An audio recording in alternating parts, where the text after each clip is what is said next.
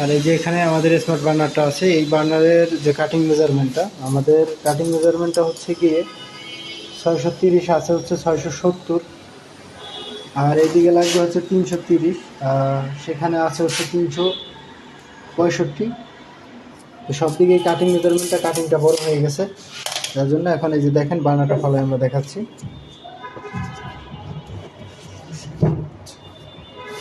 এই যে দেখেন কাটিংটা কত বড় হয়েছে।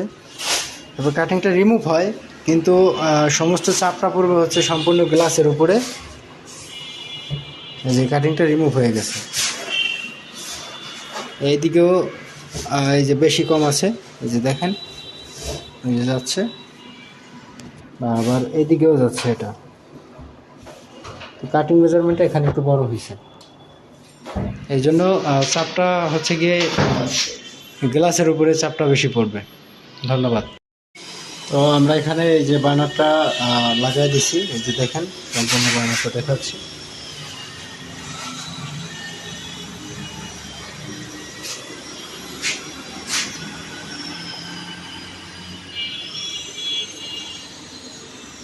এখানে মূলত গ্যাসের লাইনটা নাই, গ্যাস লাইন করা আছে বাট গ্যাস নাই। আর এখানে তাদের ব্যাটারিটাও পারচেস করা নেই, এই জন্য কানেকশনটাও দিতে পারি নাই। আর গ্যাস তো নাই, এটা পরবর্তীতে আর কি কানেক্ট করে দিতে হবে। তো বার্নারটা এখানে কমপ্লিট করে দেওয়া হয়েছে, আর তাদেরকে বলে দেওয়া হয়েছে এখানে অবশ্যই ভেন্টিলেশন করে নিতে হবে, এবং ওটাও তাদেরকে বোঝানো হয়েছে। ধন্যবাদ।